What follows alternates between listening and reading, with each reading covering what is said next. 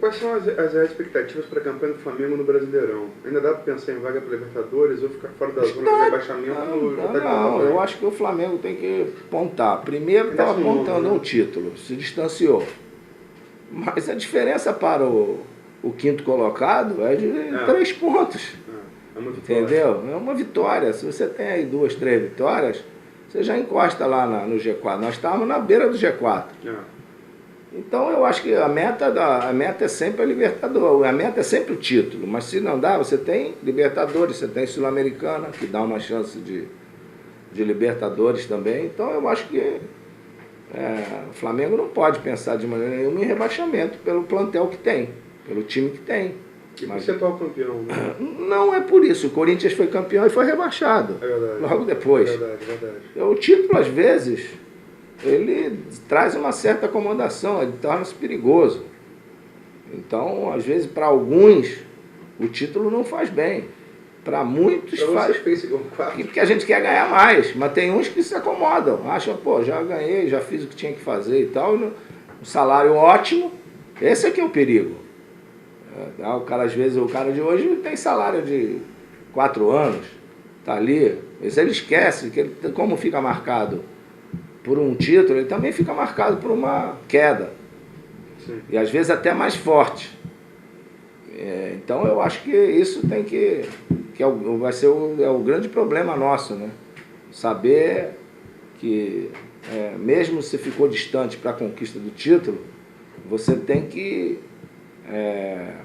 chegar e lutar pelos brios do time, em defesa do seu time. Cada jogo tem que saber honrar a camisa do Flamengo.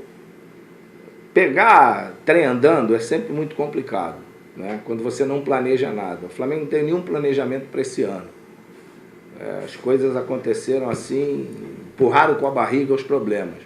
Quem vem aí, pensaram só em, acharam que com aquele time iam ganhar a Libertadores. E não pensaram na possibilidade de uma eliminação e como é que ia ficar o time. Então, pegamos esse trem andando e no meio do caminho, às vezes é difícil você encontrar soluções sem planejar. Se não der certo esse ano, a gente conseguir pelo menos ficar ali no meio do bolo, eu acho que a gente começa agora, já em outubro, a planejar para o ano que vem. Mas para não deixar nenhum sufoco para ninguém. Tenho procurado fazer um planejamento para até dezembro de 2012, que é onde termina o mandato da Patrícia. É isso que eu quero, para que ninguém tenha os problemas que eu tive quando cheguei aqui agora. Na história do futebol brasileiro, poucos jogadores tiveram um comportamento profissional e pessoal mais regrado que o seu.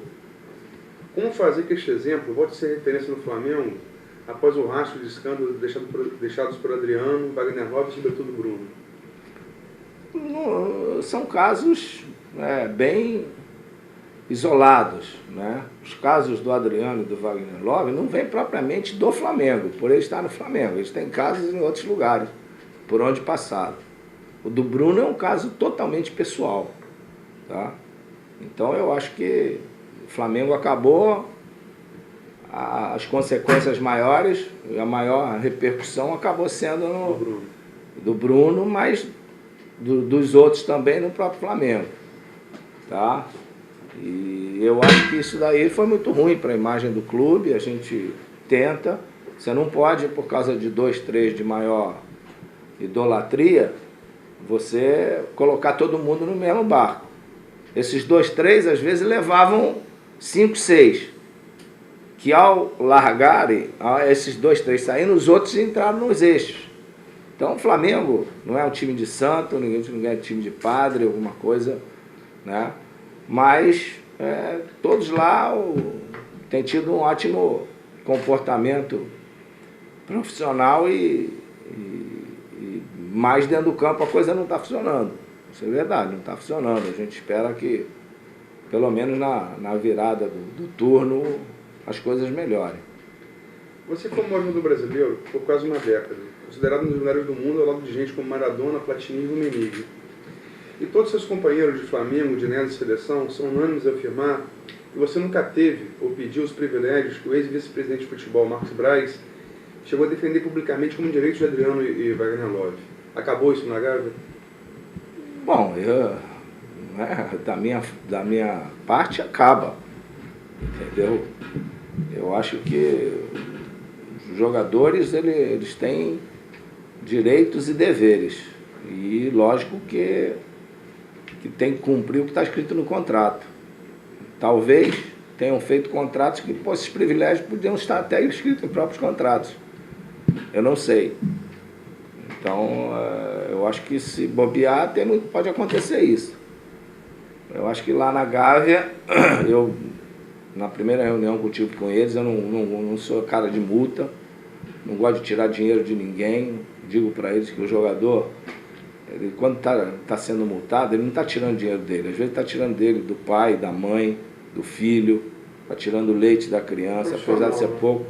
Então, eu acho que o que para mim basta não é querer dar exemplo, multar 20%, 30%, não é isso, não dá exemplo, não. O exemplo é o cumprimento profissional dele. O importante para ele não é o que ele faz ali dentro do campo, no treinamento, o importante é o fora dali. Ele tem que saber que fora dali ele representa o nome do Flamengo, ele tem um contrato com o Flamengo. Então, eu procuro conversar, mostrar para eles esse lado, que a atividade fim é o jogador de futebol.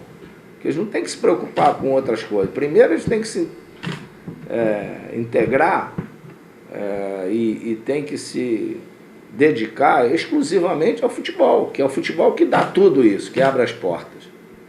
Então eu acho que aos poucos o pessoal começa a entender, né? E eu acho que muitos dos que estão lá não eram favoráveis a esses privilégios que outros jogadores tinham. Entende? Então, a gente cansa de ver aí, o cara, ele tem privilégio e tal, ele vai correr, eu não vou correr para ele. Então, isso traz desunião. E eu acho que futebol, você pode é jogo coletivo, né? Ganhar uma vez, mas não vai ganhar sempre com esse espírito. Então, é o tal negócio, né? Quando você tem, às vezes, compromissos com A ou B, acaba aceitando certas coisas, né?